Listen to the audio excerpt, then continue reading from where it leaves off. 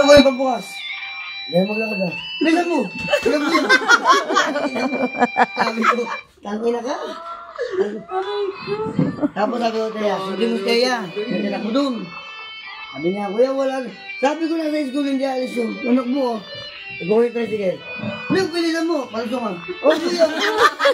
Tangin. Kaya ka doon. Diba? Abnormal ba yun? Kawawa sa'yo eh. Huwag ka, magkamukha naman kayo. Para sa mga kayo mag ano.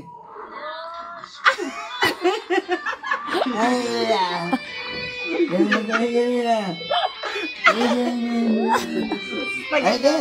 ganun po. Ang ina yun.